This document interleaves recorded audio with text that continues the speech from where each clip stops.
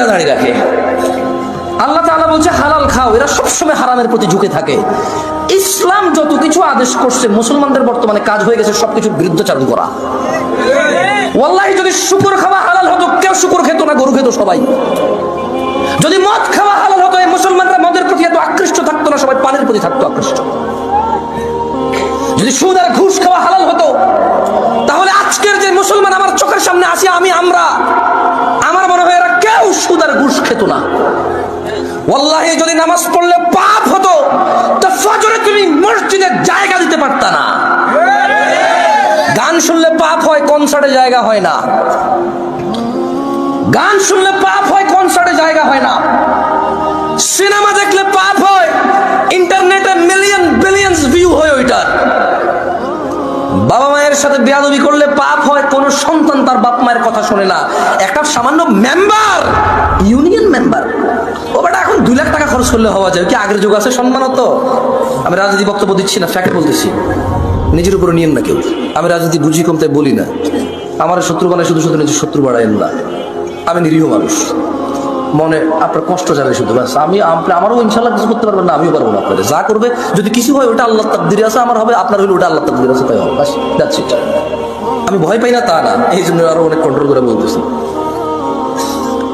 তো এই জন্য দেখবেন বাবা মায়ের অবহেলা। ওর যদি খালি ইউনিয়ন চেয়ারম্যানে বলে ওকে বলিস একটু দেখা করতে, ও লুঙ্গি কোনটা পড়বে এই টেনশনে পড়ে যাবে, যেতে হবে রে। ওর বাপ মা ওকে ডেকে পাঠাইলো, বলে যে আসতেছি, বলে দিস পরে আসতেছি।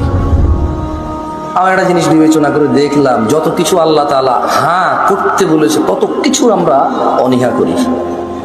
উনি বলেছে বিয়ে করো 2টা 3টা 4টা পছন্দ মতো তৌফিক অনুযায়ী। আমরা প্রেম করি 2টা 3টা 4টা সিম দিয়ে। আপনি দেখেন উনি বলছে বিয়ে করো 2টা 3টা 4টা, আমরা করি প্রেম 2টা 3টা 4টা। উনি বলেছে, মুহাম্মদ সাল্লাল্লাহু আলাইহি ওয়াসাল্লাম বলেছে তোমরা বেশি বেশি বাচ্চা কাচ্চা নাও, তাহলে আমার উম্মত ভারী হবে কিয়ামত, আমি বিশাল এক জনসমুদ্র নিয়ে ইনশাআল্লাহ জান্নাতে প্রবেশ করব। আমরা বলি একটা যথেষ্ট। কয়টা যথেষ্ট? একটা যথেষ্ট। উনি বলেছে বিয়ে করো রিজিক বাড়বে, আমরা বলি আগে চাকরি বাকরি এস্টাবলিশ হয় তারপরে বিয়ে। এভরিথিং উল্টা। উনি বলেছে মেয়েরা মোহর পাবে, আমরা নেই যৌতুক। তুমি দেখছো? একটু চিন্তা করে দেখো না। উনি বলছে দাড়ি রাখো, আমরা কাটি। উনি বলছে নখ কাটো, আমরা নখ এত লম্বা রাখি। তুমি বুঝতেছো না ভাই, আসলে এটা ও নখ রাখার শখ না, জাস্ট আল্লাহর বিরুদ্ধাচারণ করা, রাসূলের বিরুদ্ধাচারণ করাই হচ্ছে ওর উদ্দেশ্য। ওর জীবনের একটা এইম হয়ে গেছে। এই যে এখানে দাড়ি কাটা মানুষগুলো বসে আছে, ওর যদি বলা হয় এই দাড়ি যদি তুই না কাটিস ভাই তোর কি লস, একটা লস দেখাইতে পারবে না। কয়টা লস দেখাইতে পারবে না? একটা সিঙ্গেল লস দেখাইতে পারবে না।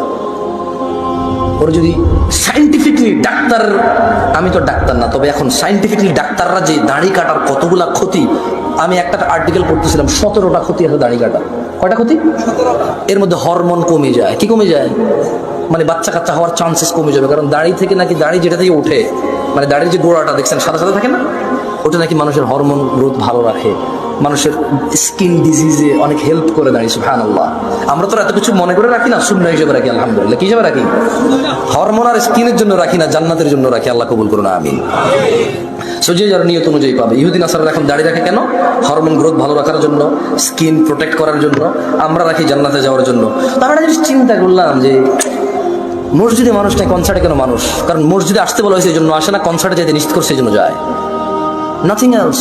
আচ্ছা, শীতকালে সব মানুষ জ্যাকেট, কুর্তা, পাঞ্জাবি, জুব্বা, তারপর হচ্ছে চাদর, তোয়ালা, কানটুপি, নাকটুপি, মাস্ক, হাত মোজা, পা মোজা সবকিছু দেয়। কারো কাছে অত্যাচার মনে হয় না এটা। কিন্তু যখনই পর্দা করার জন্য শুধু বোরখা পড়তে বলা হয়, সবার কাছে অত্যাচার মনে হয়। শীতকালে মহিলারা সৌন্দর্য দেখাবে না কেন? ওয়াই?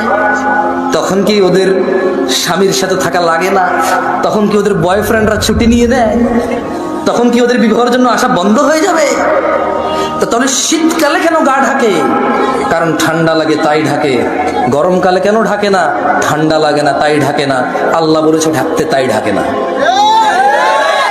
মুসলিম সমাজের বাবা মায়ের, ছেলে সন্তানের, আমার আপনার সবার এটা এইম হয়ে গেছে, যেটা আল্লাহর নবী বলছে ওটার উল্টাটা করো। ওটার কি করো? উল্টাটা।